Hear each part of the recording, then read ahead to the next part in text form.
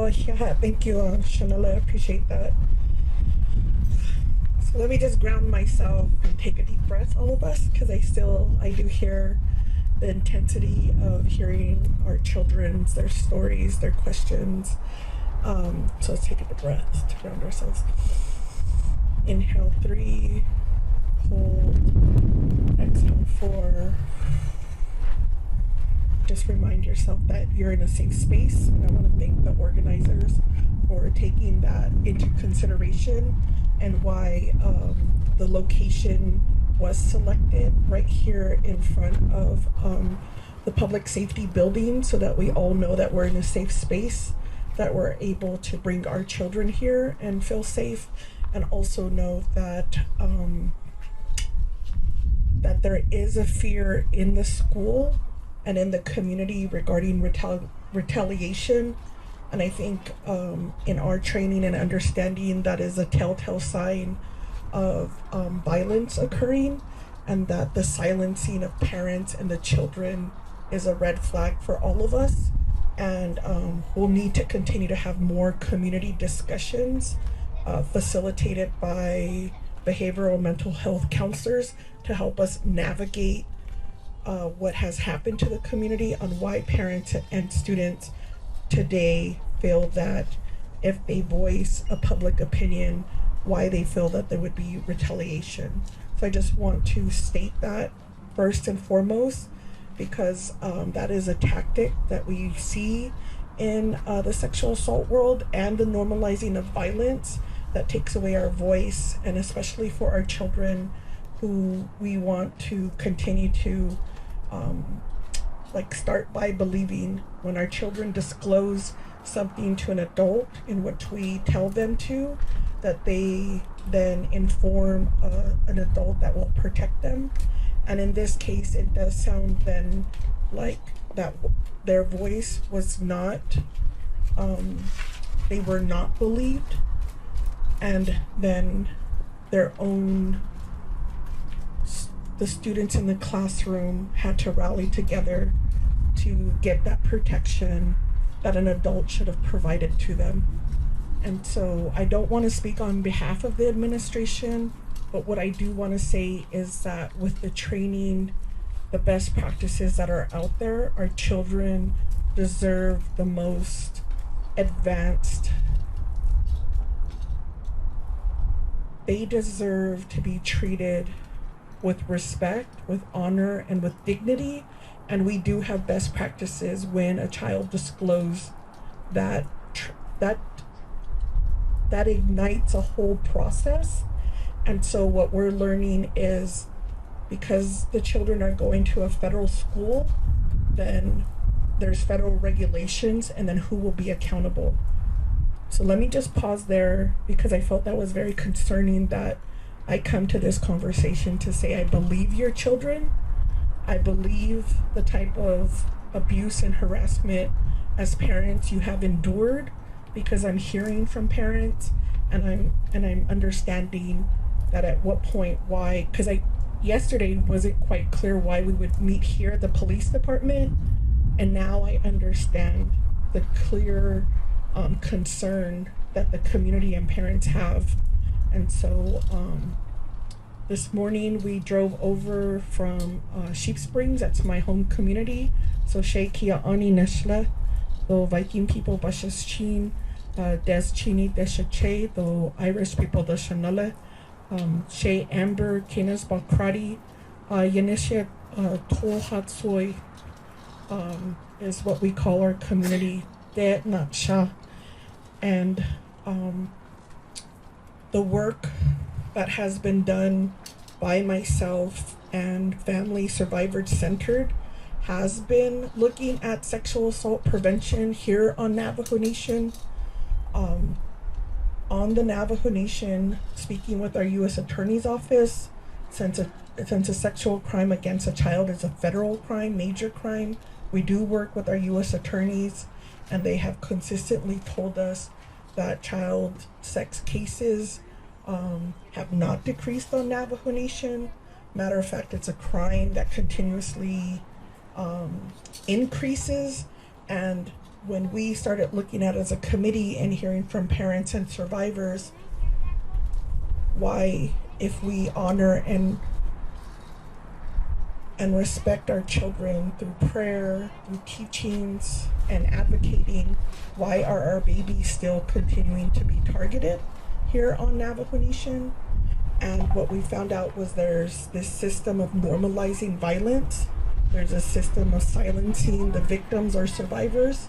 And there's also, what I want to touch upon here, is enabling perpetrators, where community members feel that that individual is a good person. That individual, I've never seen that or experienced that. And what I have to remind the community is, when a survivor discloses, we're not lawyers, we're not judges, and so we have the ability to believe.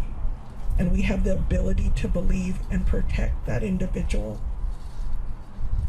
And that's why it's important and critical that we get an update on the investigation, because you need to, as parents and community members, know how to protect yourself and know then how to prevent any other type of situation. Because what I'm concerned about is, if this individual then is released, where is this individual at? Is it gonna create more harm if you're in town, if you're at the flea market, if you're at the laundromat and this individual is there? How do you protect yourself, and how do you protect your children? Because what we heard today is a parent of one of the children, they're scared. They didn't even know how to have this conversation with their parent because the adult before them didn't believe them. And so it's so critical. And Shiaz here talked about systemic sexual assault in our schools and how that was navigated. And we've, in our advocacy work, working with survivors, and then my role as a delegate, have went to all of the conversations and participated in the Every Child Matters. We've participated in protests in Albuquerque to have our children return home. We've had conversations about what is the impact of generational trauma and how those survivors of boarding school, and then how we as a community incorporated those systems of violence.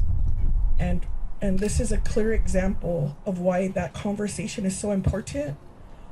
And in looking, I know that Secretary of Interior Deb Haaland was here in Tuba City just maybe 2 weeks ago. And so there is a direct need that Secretary of Interior needs immediate action on this situation. So let me be clear to the parents. That's what we need to ask for. Not only the investigation from law enforcement and what's the status of the case, we need to know the school's accountability system and who they notified. We need to know if a SCAN report was created, suspected child abuse and neglect, because that goes to the BIE, Bureau of Indian Education in Albuquerque. We need to know then what are the next steps that the school is taking to make sure our children are safe and that there's no other type of injuries that they will sustain. Like, has the school brought in counselors, and has the school brought in individuals who have experience working with children who have experienced this type of violence? And so to have witnessed that sexual act, to have had to resort to filming so someone believed the children, my heart breaks for your babies. To know that in this time and in the work that we're trying to do to make sure that they're safe, and that school should be their safest space, because we fought so hard, our babies shouldn't have to be fighting. Our babies should be talking about games, talking about sports, talking about what foods they like. They should not be having to work together to try to understand why this individual feels that this person can do that for them in front of them. And so I think where we feel that the nation is moving forward, this clearly identifies that we have not moved enough, and that the accountability will be at the school board level, the school administration, and also Navajo Nation Council and the Office of the President and Vice President. Nobody is off the hook here.